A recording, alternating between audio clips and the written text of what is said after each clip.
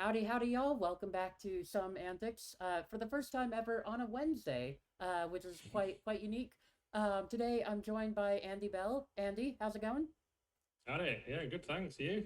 It's good to have you. So before we kind of dive into what we're doing today, would you like to introduce yourself for anyone here who might not know who you are?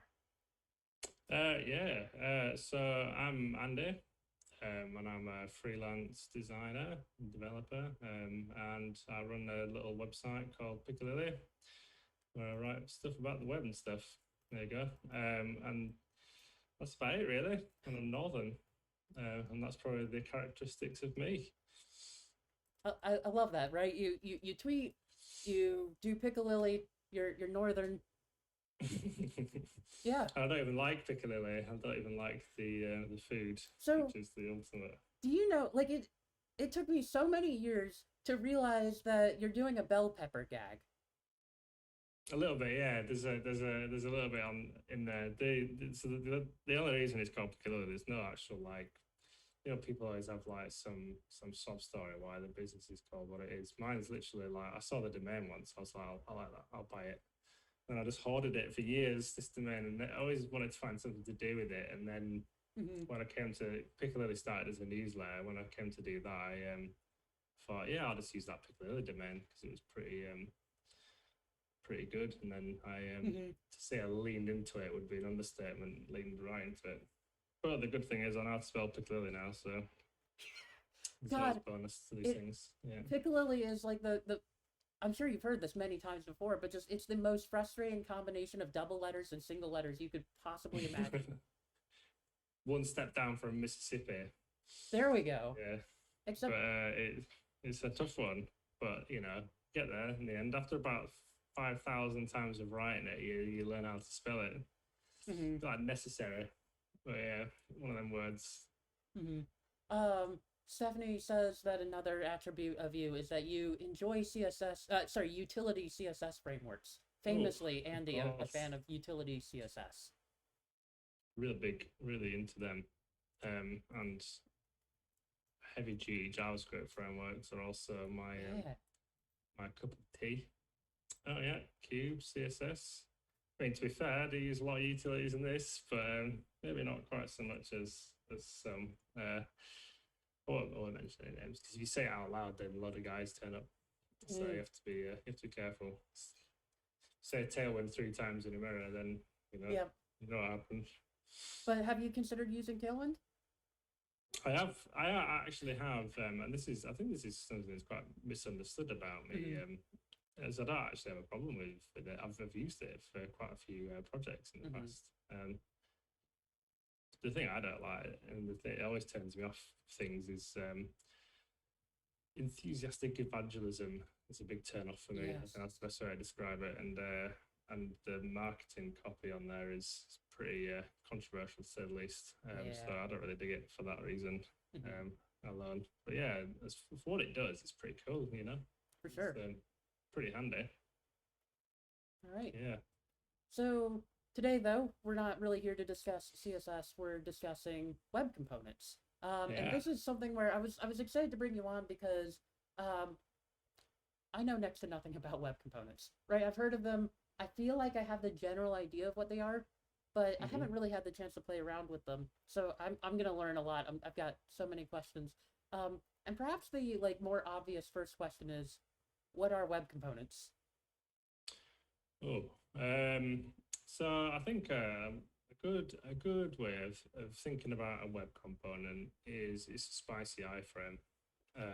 It's it's it's a contained block of code.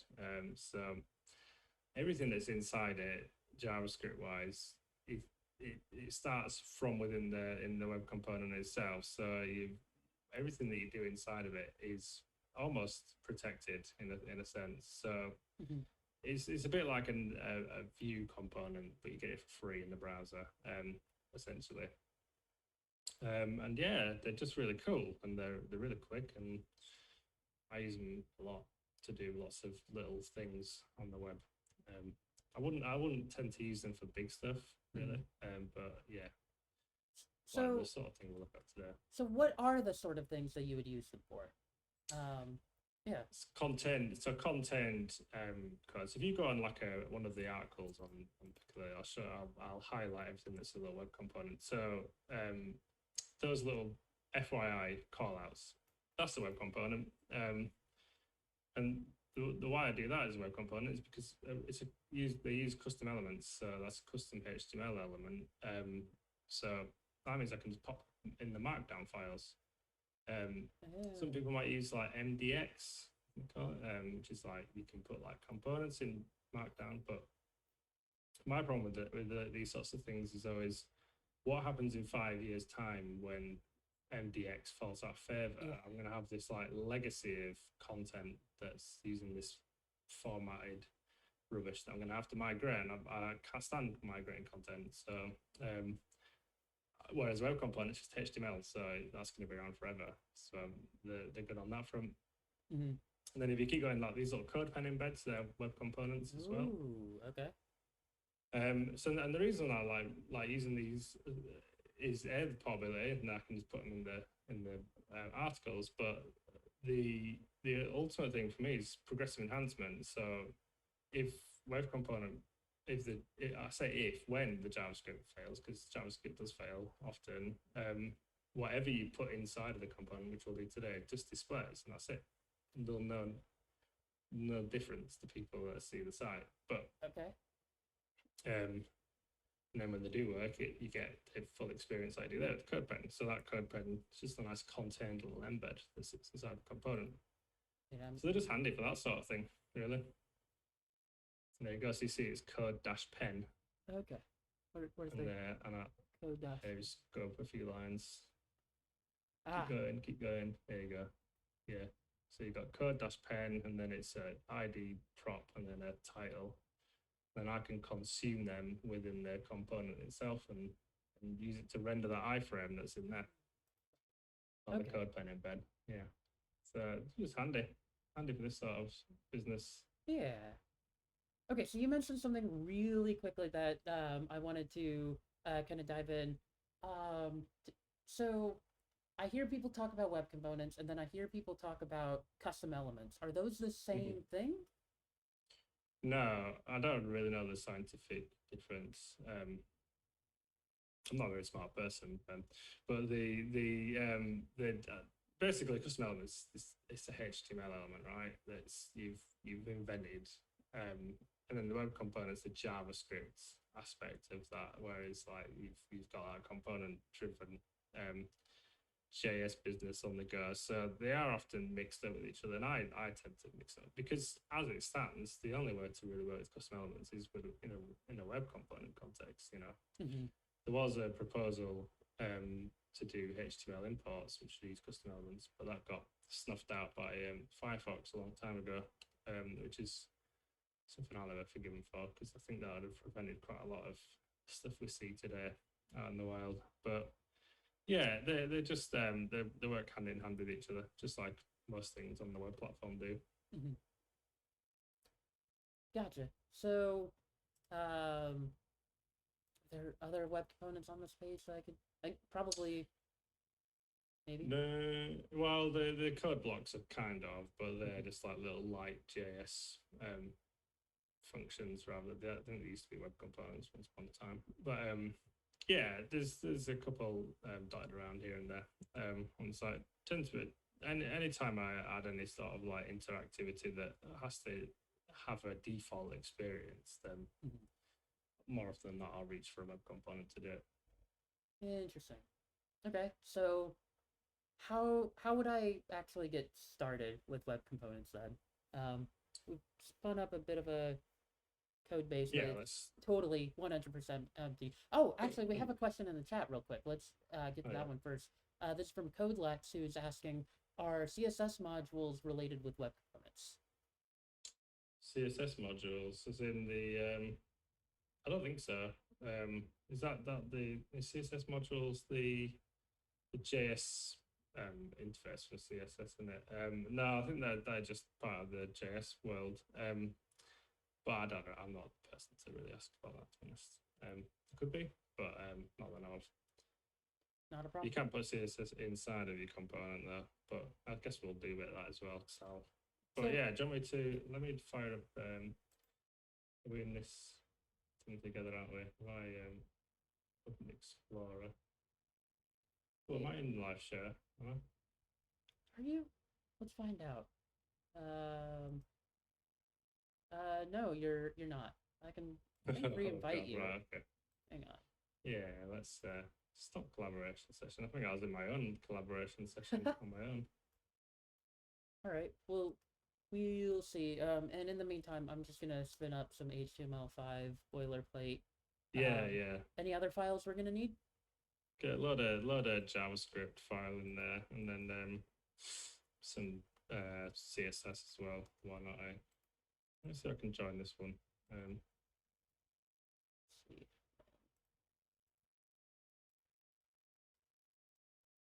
See if I can remember this stuff off the top of my head. Join a live share. Open file. Have I joined? Have I joined in? Have I? There you go. You're in. Oh yeah, cool. All right, yeah, sweet. Okay, so what I'll do then is while you're doing that, I'm just gonna add some stuff myself as well. Sounds good. So what we'll do is we'll recreate that FOI unit that we had. Yeah. I'm taking this what I'm screen gonna share do over is- to the FYI. So we're rebuilding this block right here with web components. Yeah, essentially, yeah. And I'm gonna just pop some HTML in there. Okay. Hello everyone. And then that's it. That's just your HTML on the go. And then what I'll do is I'm just going to pull that script in as well.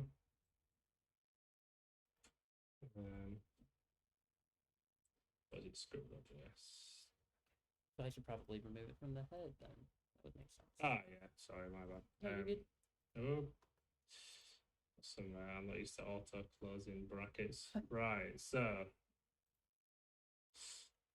I think I'm moving you around. Am I able to see this in a browser as well? Yes. So I've just spun up. If you go to your localhost 88, localhost 3000, it should take you to the live page. And I'm gonna put these things side by side for us. That is magic, isn't it? Browser sync, so good. But yeah, browser sync over the Atlantic Ocean. Right, so that's cool. So if you're showing the browser on the stream at the moment, what you can see here is the magic of HTML in action. So HTML and CSS are both declarative languages, and the great thing that they do is if they don't understand something, they'll either just disregard it and carry on, or in the case of what HTML is doing now, is it'll say, right, well, I'm going to carry on drilling through this document outline, and I'm going to find content to put in the tree. So it doesn't know what an FAI unit is because I haven't told it yet. But what it's done is it's said, right, I don't know what that is. It's an element. So I'm just going to assign it the basics of an element to it, and then I'm just going to carry on finding what's in there. So this is progressive enhancement in action. There's no JS available yet, so it's just going to render the paragraph as it is. Happy days. And this is like the thing I really like about web components is that you just get that progressiveness out of the box for free. Then we can just start building on it. So I'm just going to open up this scripts.js file, and then what I'm going to do is I'm going to start fleshing out like what goes in a component. So this is the custom element, right? So the FYI unit. What we need to do is we need to sort of tell the browser what the FYI unit is and what it's based on. So what we do is, I'm back in the scripts again, as we say, class FYI unit extends HTML element. And HTML element is an interface that we get with JavaScript that is basically referencing like core HTML element. So every HTML element extends off this base element, and then you add various bits like buttons. You get all the interactive stuff with them. So you could in theory you could extend a button element if you wanted. Oh, okay. But I like to just extend that HTML element itself. And then what we get with that is we get access to all the stuff you get with the HTML element, which we'll get into in a sec. But what I'll do, because we'll forget to do it, which I always do, I'm just going to export it first. This is just a preference of mine. Just if for some reason anyone's going to use this as like an import to get that class exported out to them. And then what you do is you need to define the custom elements. So first thing you do is you just do a bit of feature detection first. So you say custom elements, and then in the window object.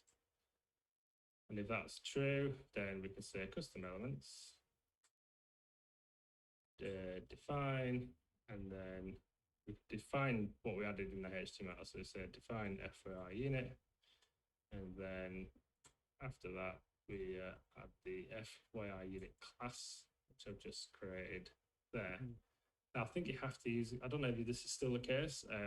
It certainly was the case once upon a time. You had to use a class interface to do this. I don't know if you can just pass a pure function in there now, but I do find the class is quite useful in this context.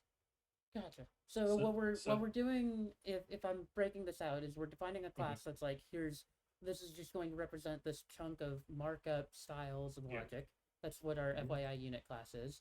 And then we're saying if the browser supports custom elements, then go ahead and define a new kind of custom element, which is this web component class that we built.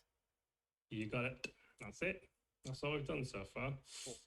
And then really this is going to do nothing still. So if I like refresh the browser, it's not working, but it doesn't matter because it's still rendering that content that we added.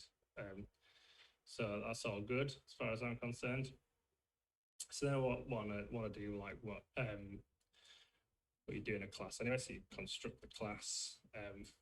Please ask a computer science question. I don't know the answer. All I know is you add a constructor like that, and then what you do inside your constructor is you can do all sorts in here. So like we'll do that for fun for this. So you can assign some like stuff that you can access. So what I like to do is say like, okay, like this state, I'll add some state in there.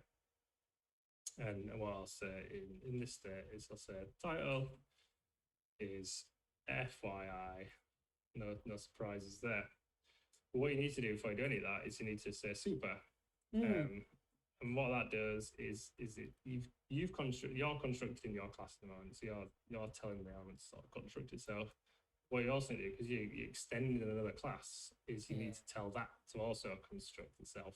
And then you get access to all the stuff that class provides, which is the stuff that we need in order for this to work in the first place.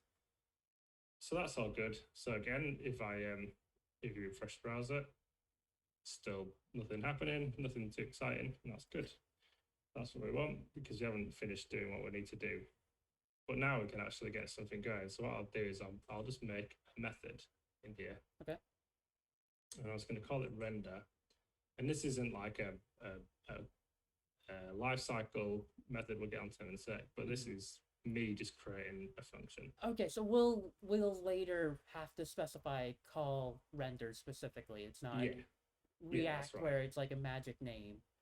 Yeah, and that's that's why I call it render, because it's consistent with like other implementations of these sorts of things. But this is something I would like to see in web components, is like a global like render method that does a similar job to like these other frameworks, because I think it's very useful.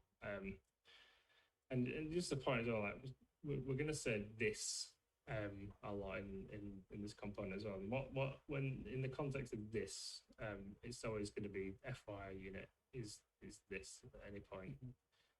If we need to be deeper, then I tend to say do something like this. I'd probably say like const self equals this, and then it's always protected and always means FYI unit as well. But we don't need to do that today. So there you go. So the render is going to do exactly what you think it's going to do.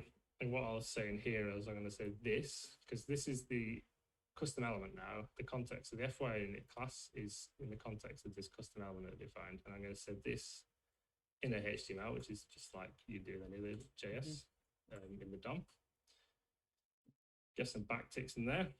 Now what I'll do is I'm just going to do div, because we're working in JS. We don't use semantics in JS today. And then Andy, you can't. Put a little header in here. And then inside of the header, what I'm going to do is I'm going to do a little dollar press, and then so I can put my little variable in there, and then so this title, and then that's it.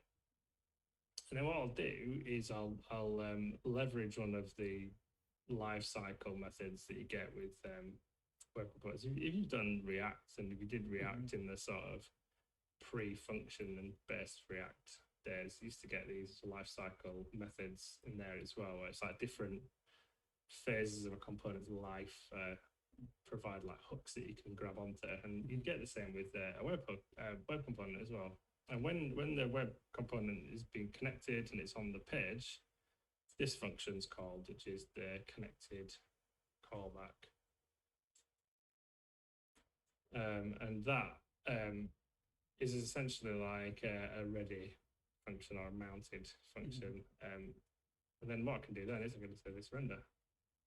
And hopefully, when the browser refreshes, we get nothing. An error. Okay. Let's think. Console. No, nothing's happening. No errors, nothing. Oh, my div's there, my H2's there. Oh, cool. So, it's because I'm silly. It's because I didn't add state. Oh, okay. I got you. Yeah. There we go. So there you go. So now it's got FYI, but it's deleted all the content, which is not ideal. So it's like, well, how do I get hold of that content?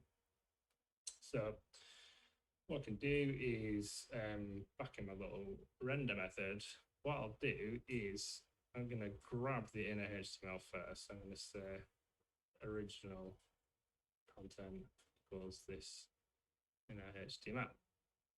So you got this there title, and then what I'll do is I'll then render underneath the title, I'll say original content, like so. And then when it reloads, there's the content that I passed in. Excellent. So if you inspect that, let me just open those zooms. Let's see what you're doing. Yeah, so I'm inspecting it. I can see that there's an FYI unit, and it has my markup in, or it has your markup inside of it. So it has that div, it has the H2, so it's perfect. Populated. Ship it. Everything. Yeah, there you go.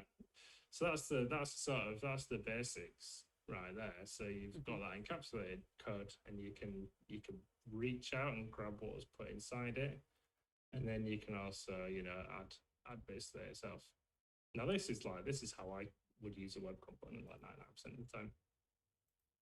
Using them as like an enhancement of like existing stuff. But then what you can also do as well is you can define properties on the page. So if I go on the HTML again, and in the FYI unit, what I can do is I can say, okay, well, I'm going to pass a property, and I'm going to pass a property of message. In the message, I'm going to say React is cool. In there like that, and then what I can do then is back in the JS is I can do what's called a get function. Okay. And it does that does exactly what it says on the tin. It gets a value, and what it means is you can access it like a normal variable, like that original content on there. So what you write to do that first is you write the word get, and then I'm going to say get message because that was the property that I wanted to get. But that you could call this, you could name that whatever you like. Then you write it like a function. And then what you do here is you need to return something for the get. So I'm going to say return, and I'm going to say this get attribute, which is just like a normal DOM element, because that's what we're dealing with. You've got to remember with this element. I'm going to say this get attribute message. But then what I also like to do is using the or operator, I'll just send an empty string. And then what we can do is use that here. So I can say h2, and then I'll say this message like that. And that should hopefully work. React is cool. And then you can even observe that as well. Web component. I'm just going to Google that myself because I can't remember what you do. Observed attributes. That's it. Oh, okay, gotcha. This is just how I work anyway. I don't remember anything. I just remember what to Google. All right. Okay. And then, so then what I can do is define. So you can set as many properties on here as you like. You know, I could set 100 different properties. But one smart thing that web components do is that they don't just watch every property and react to changes like some other options would do, which that can result unless you like specifically handle reactivity in like React. You can use like the use effect hook to do that sort of thing. Unless you specifically do that, what you can unintentionally do is cause a lot of re-renders with the reactivity of them. So a lot of data is changing, a lot of props are changing every single time. It's completely re-rendering itself. So you can end up with some really badly performing front end without even trying, you know. So this is a cool function, cool thing about web components, I find. So what I'll do in here is define a new property in the JavaScript, and I'll say static get. I'm not really sure what static means, to be honest, in this context. But I'm going to say observed attributes like that. And then what you're going to say there is you can return message like that, and then in theory you'll be able to react to that state. There's a callback. I'm just going to get the lifecycle methods, web component, lifecycle events. There we go. Attribute changed. There we go. So then if I go back into the JS, and then I can just like the connected callback, there's another one, attribute change callback. And then what this one gives you is a name of the attribute that was changed. So I'll say that. Okay. The old value, and then the new val like that. Now what I'll do is we'll do console log of all of them.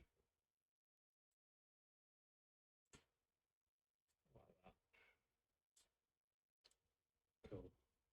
And then fire up in the old console. And we should see nothing happen.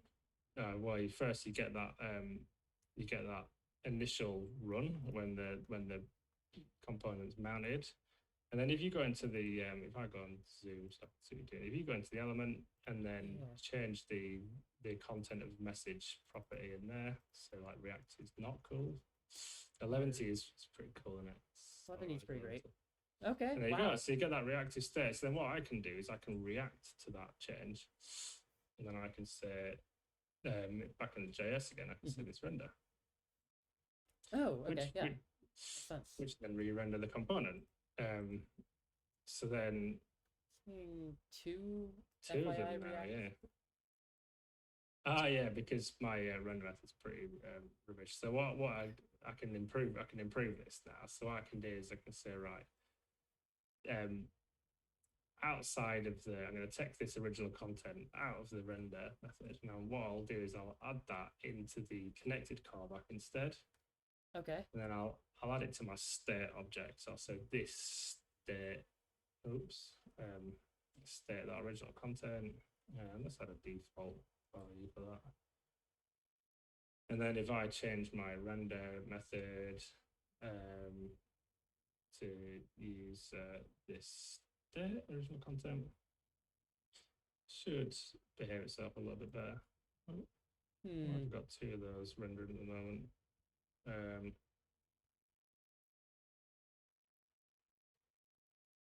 What is going on? Also not putting any of the like actual content in here.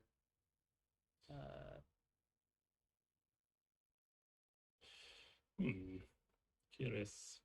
What have I done wrong here? If let's do a cheeky little bit of debugging. So, I'll tell you what the problem is. Actually, I already know what it is. So what I'll do is I'll say if not old val return. What you could and then that's what the problem was there. There we go. Because Gotcha. the default for old value with null. So It is a fine. bit odd that attribute change callback would be called like on like the mounting process when specifically nothing's changed yet. But okay, gotcha. I mean, there's some other lifecycle methods that we could probably run with. I think there's one called adopted callback or something like that. There's all these different methods. There's probably a smart way to use them. I mean, Sure. the other option is that because attribute change callback is running on mount anyway, you could just not render the connected callback method as well. So there's options. There's definitely the non-clumsy Andy way of doing things, which is how I do things. There's probably some smarter ways of doing things out there. But yeah, so that sort of gives you the basics really. You've got some bit of reactivity in there. You've got props. You've got original content coming through, okay. which is pretty rad. And then we can sort of extend on that as well. So what I'll do is I'm just going to open into the style CSS, and I'm just going to add some basics in here first. So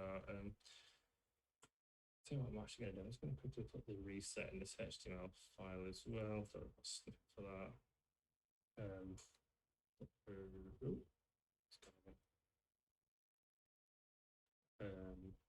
Reset. Oh, how does it keep deleting it? Oh, there it is.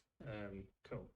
So you're just pulling in some external reset stuff. Yeah, that's that. There's the articles on the site, the modern reset that I've put together. It's just got some basics on there, and it's just going to allow me to do some stuff. So I just open this style sheet again, and I'm going to say add in just 2M across the board. Little trick in this tip of the day, you're going to put everything in the middle, say display grid, and then use auto placements, place items center, and that'll stick everything in the center of the canvas, viewport, and then let's do font family, Comic Sans yes. Cursive. Yeah. The ultimate. Amazing. Oh, look at that. I could go install Lobster if that would help. I would prefer that, yeah. I was going to use Lobster, but I thought maybe I know I definitely have Lobster, of course. But it's not to everyone's tastes. Not a particular font. Well, I know Comic Sans is. Well, I might just increase font size, make it easier for everyone to see as well. Let's just stick to font size. Why not? Yeah. Cool. So that's all pulling in from the as you expect CSS to do, right? And then maybe we could add a couple of custom props in here as well. So say like primary, the primary color. To American is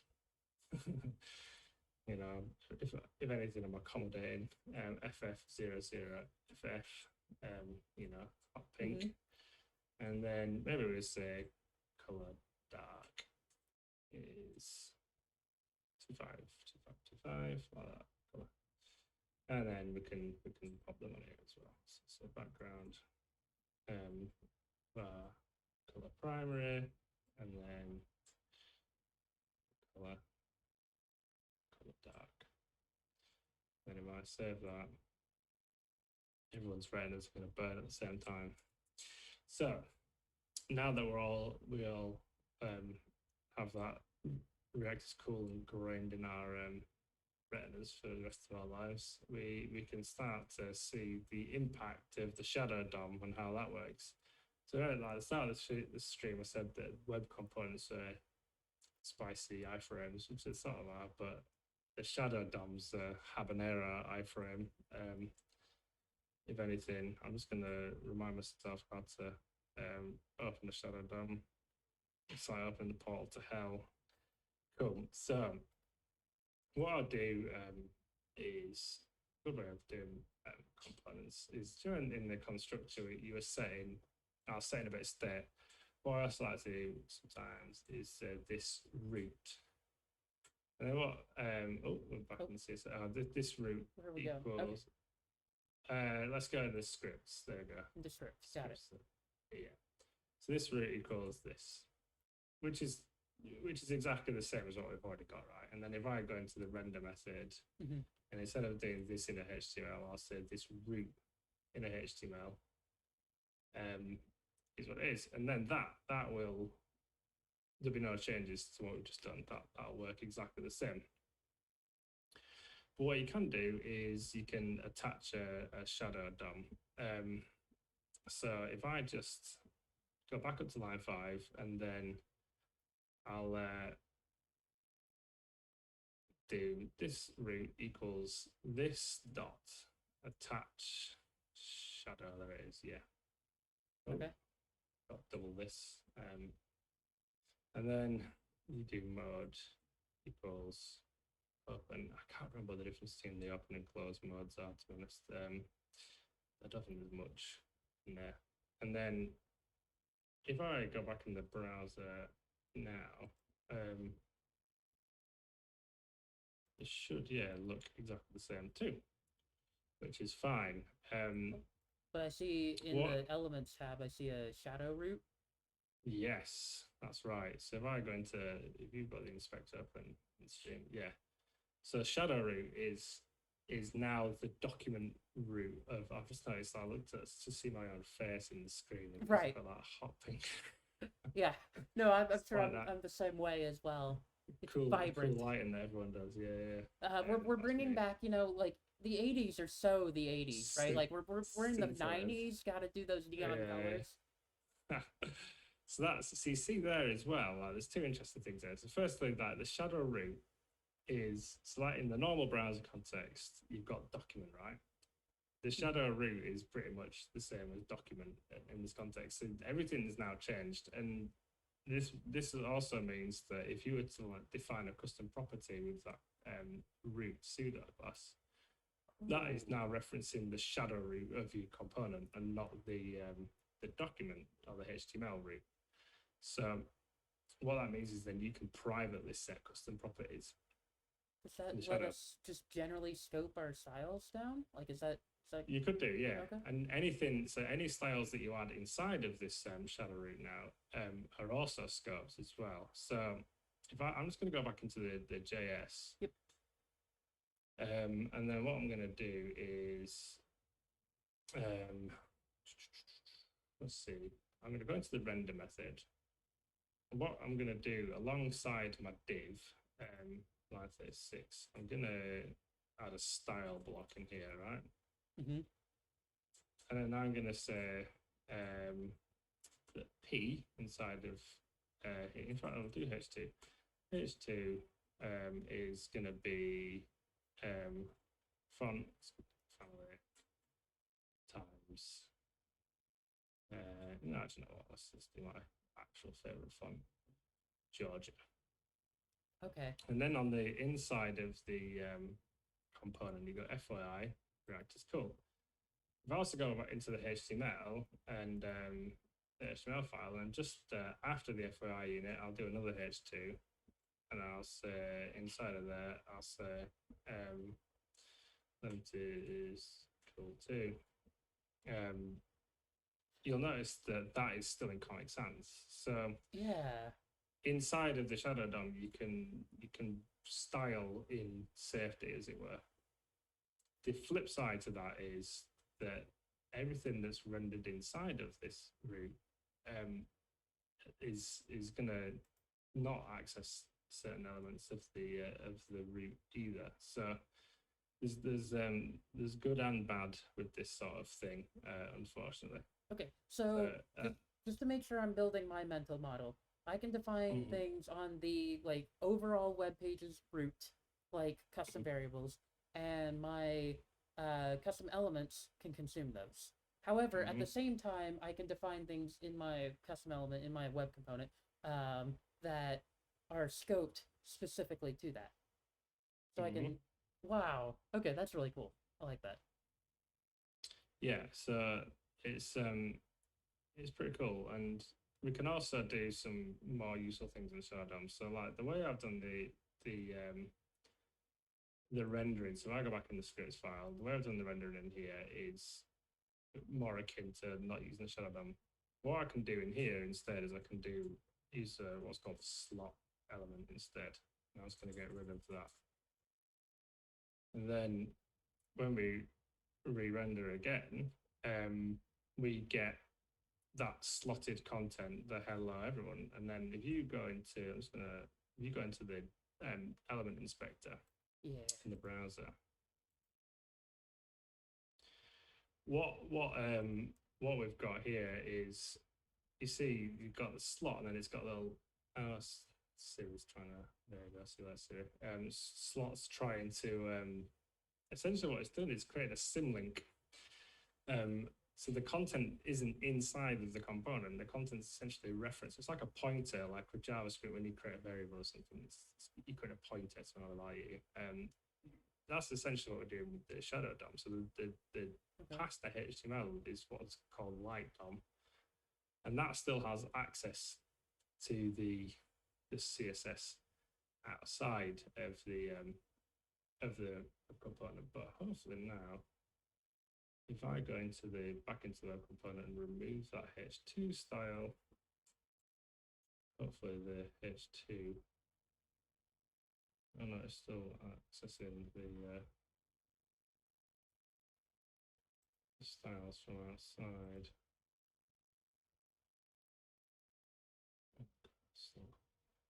So back in there as well. So the beauty of slotted content is it can access all the things from outside and still get outside influence as well. So you can componentize it and you can place it wherever you want in your component, but then you get the benefit of being able to control it from the outside of the components as well. And then when JS messes up or something, you get reverted back to that initial state where it's just it's essentially the HTML element. I guess that's all the basics covered, really. All right. Yeah, so we've had a few people kind of asking in the chat. Can you just like broadly define the Shadow DOM for us? Like we've kind of played with that a bit. Like what really is it though, and what is it for, perhaps? So it's like I'm not. I'll be honest. I'm not a fan of the Shadow DOM. Okay. At all. I think it's got some benefits. It's got that protective. The Shadow DOM's a sort of response to people wanting like strict componentization and no outside influence coming into the component, which is cool. But what I don't like is that not all CSS can be pulled in. You find yourself defining things twice, 3 times a lot. And the way I do this is sort of keep CSS stuff, like that uses like a lot of references to tokens and stuff. So I don't want to be pulling in the same CSS file every time I pull a component in. So this is why, like at the start, I said I don't really use a Shadow DOM because I don't really find it very useful for the context that I work in. But that essentially what you get with the Shadow DOM is it's like a fresh new context. So you've got the outer HTML, which is doing everything, but then the Shadow DOM itself is a contained version of the root itself, if that makes sense. Okay. Like a protective wall, essentially. Yeah. Joe is asking whether you know of any semantic or accessibility gotchas to be aware of. My intuition is like, at the end of the day, it's still using markup, right? And that like we still have access to that, so the accessibility tree wouldn't. At least my instinct is that the accessibility tree wouldn't be impacted, but I could be totally wrong there. Yeah, it's pretty much as you said. So like when you've got like that context, you got the light DOM. That content is still as accessible as it was. You know, you've got landmarks in there. Leonie Watson did a really good talk on web components a couple of years ago. we both did a conference together in Moscow, and she was one of the speakers there, and it was really interesting, all about this and how the web components work with assistive technology and stuff. There you go, web components and the AOM there. Really good. As always with Leonie, just ridiculous amount of detail and friendly, but that's a good video there by the looks of things. Yeah, it's fascinating talk. Yeah. I will have to check these out for sure. Leonie does some great work. She does all these talks, and she's got I think it's Jaws talking in her ear at the same time as well. So can you imagine trying to do a talk and you've got your speaker notes being spoken at you while you try to ask how she does it? It's just impossible. I know I'd have to read my speaker notes when I'm on stage. Never mind someone talking to me. But yeah, so that's about it really. It's the thing with web components is like they're simple and in the core sort of, we're using them in native JS, like vanilla JS, like this is as simple as it gets. There's loads of like layers above this, and I think this is the way that web components probably should be used in production. Is there's a layer above, so you get stuff like lit HTML, and I think it's got stencil, and there's all these little things that will create a web component for you as the end product. So the end product is what you've got there. You've got that web component, but they make things so much easier for authoring them. Lit lit dev, I think now. Like as they've made it like a real thing, it's like part of Google now, isn't it? Yeah. Components. Sorry, just getting a whole bunch of JS. Yeah, that's it. So these all give you. So if you do like one of the, try and find a code sample of one of them, they give you a my first component. There we go. Yeah. So you get all these sort of cool things. So you got like component prop and then the H interface, which I imagine gives you some JSX capability or some HTML capability of some sort, which is great. And I think this is how things should be done, because what you end up with, like you look at this and you probably think, oh wow, that's just going to be so much client-side JS, but a lot of these tools are like pre-processed essentially, and they'll be like SAS to CSS, like you get that bit of extra seasoning, but it doesn't end in the final product. The final product is just good old CSS, and it's the same with these, is that you just get good old JS at the end of it. And they're cool, a bit like Svelte as well. That's kind of what Svelte does, isn't it? So yeah, this is, I think, if the way I do components like that, vanilla JS is fine for me on my own. On Piccalilli, super safe context, but in a more reactive project, I'd definitely be reaching for this sort of thing. Or as close to a web component as you can get is Vue as well. Like Vue's really very close to web components. So yeah. But in terms of like a simple progressive enhancement, they're fantastic. They're really cool. Excellent. Big fan of them. Yeah, Anthony's asking, just kind of because you've mentioned quite a few of these kinds of like frameworks and tools around web components. He's asking, like, as people trying to get into web components, he would be curious your take on these specific libraries and frameworks and which ones we should be looking at in particular. Like, are there any that you have your eye on? I think I'd always reach for lit HTML, or lit as it's called, like I said, lit. Now I got into web components. I mean, I started. I don't even know if it's still live. I'll check. It's like webcomponents.club. I don't know if I actually, but when I started learning them, it might be one word. Yeah. Live still. Oh, there you go. Yeah, 2018. And I watched this talk by Monica down there, Google I/O, and I was absolutely blown away by it. Like the stuff that they were doing, and they were using lit back then, like this like lit library, and so I thought, right, I'm going to really learn how to build web components and learn how they work, and so started writing this little blog about it. So every time I learned something new, I'd do a quick post. This was like sort of 10 posts on it. So if you really wanted to get into them, but it might be useful to start on this little blog and run through it, because that's essentially the same learning process that I had. And yeah, I guess Lit's now evolved from this 3 years ago to what it is now, like a fully fledged tool. So I definitely put a lot of trust in that one. I think it's had a lot of work and a lot of smart people behind it as well. Gotcha.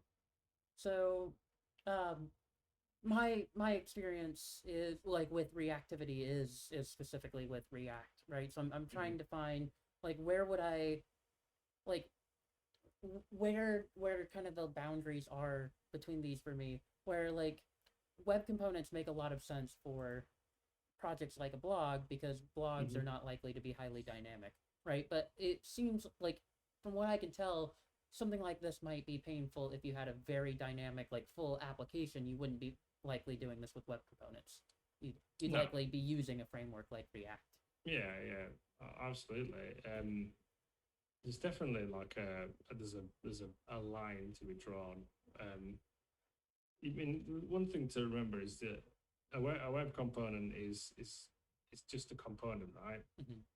So if you're going to be writing like complicated application logic, you're going to have a layer above it, even if that's just vanilla JS over the top. But there's going to have to be a layer on top. Now, one thing I like to see, now I do a lot of design system stuff, is that regardless, even if there's a JavaScript framework being used, that web components are used to render the actual components themselves.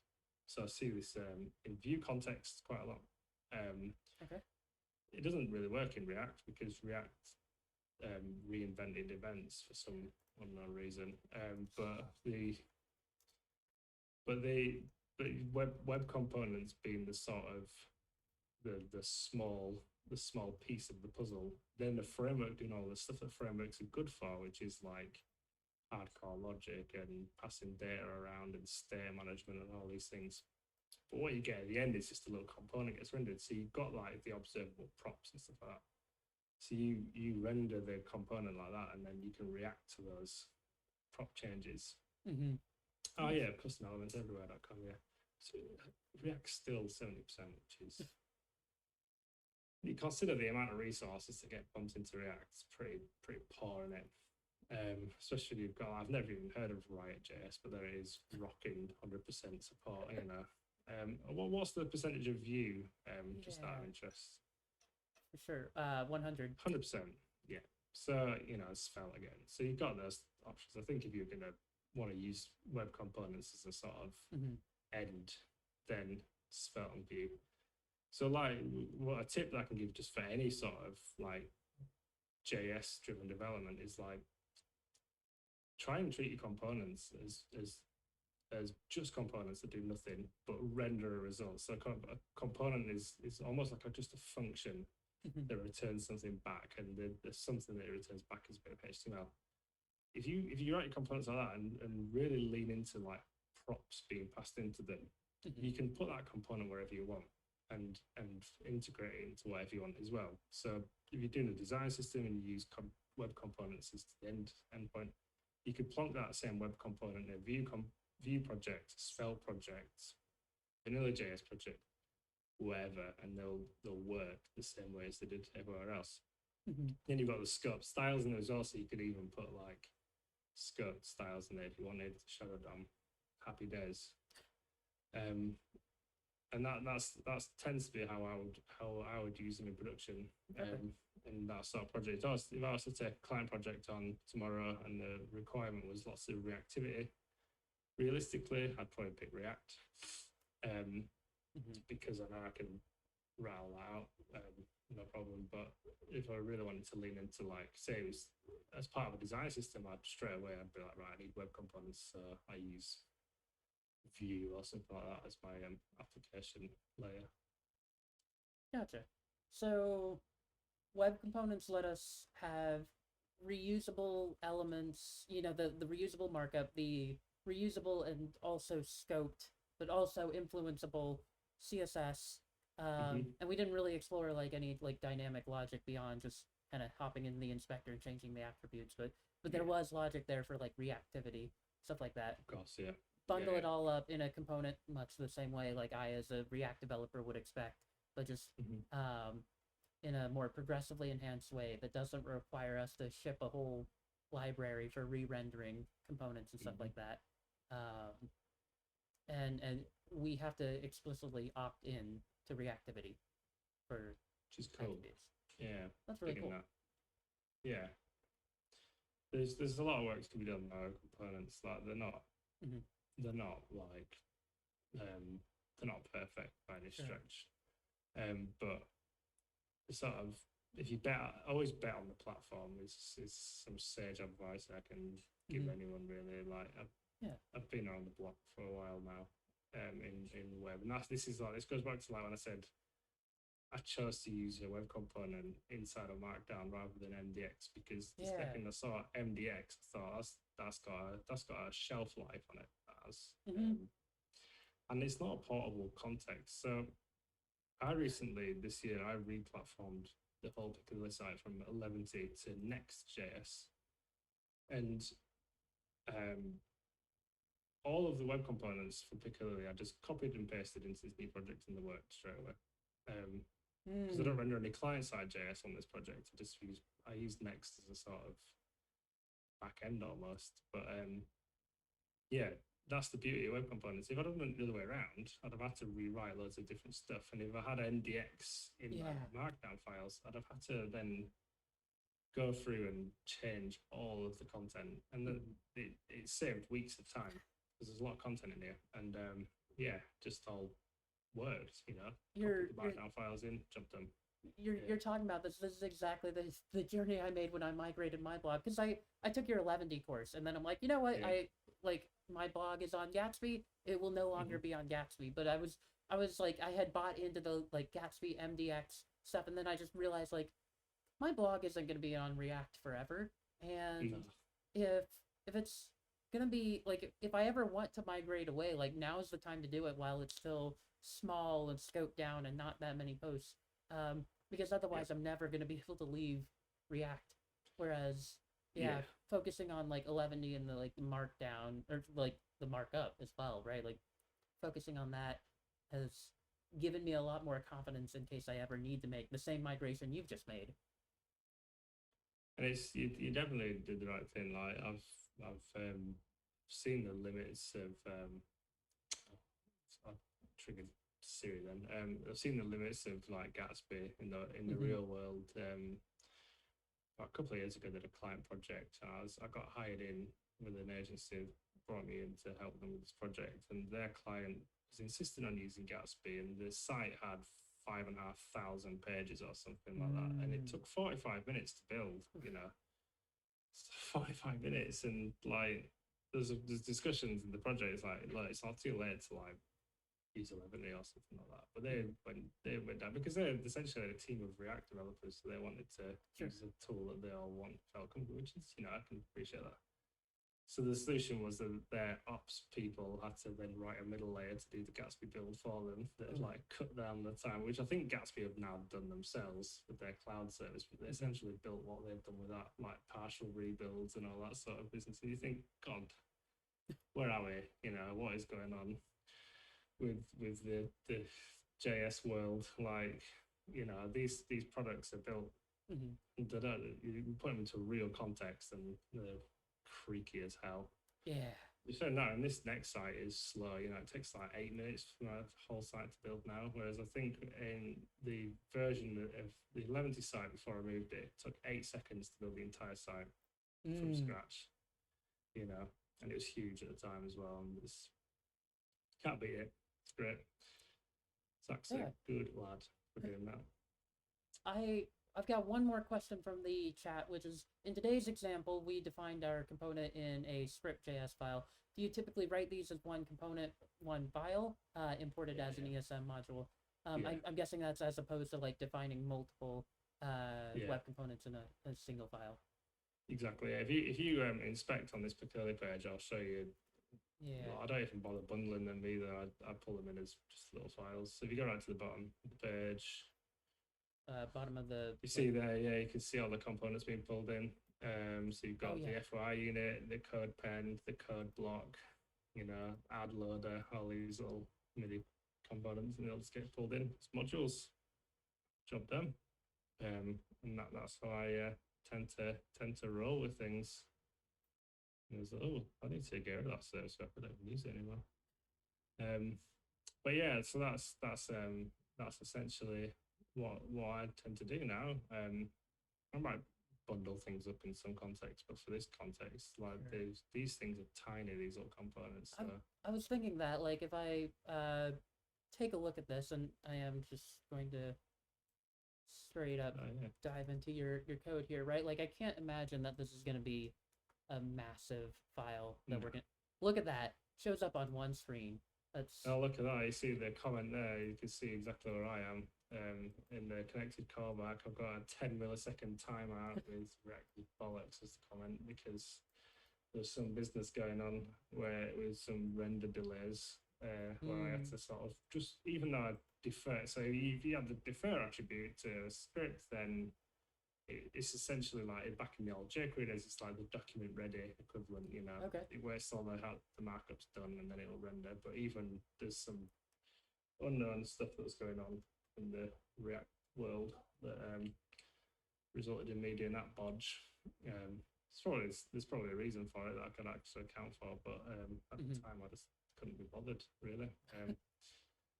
And then yeah, there you go. And then essentially what I'm doing in this component is I'm looking outside of the component for a property in the window, and I'm saying Codepen loaded as a flag in there. And then if it's not loaded, I'm pulling their embed code, their embed JS, and then loading it up. And then rendering the what is it, the embed, and then everyone's a winner. That's super cool. What a great use. I might have to poke around these web components a bit more that you've got. Andy, we are out of time. I have to get back to work. But Andy, thank you so much for coming on. No worries. Yeah, this has been great. I've learned so much. I'm gonna definitely be playing around with this more. We've got some love for this in the chat as well. Cool. And chat, come back next week. We'll be back to our Tuesday 12 p.m. Central schedule next week. I think I'm gonna play around with doing interactive Twitch chat games using web technologies. I think that sounds like a lot of fun. And stick around today because we are gonna go raid friend of the show, Stephanie Eccles, who's doing a live podcast stream. So cool. Nice one, Steph. Yeah. Yeah. So thank y'all for joining. Have a wonderful rest of your Wednesday, and I will see you next week. Bye. Toodles.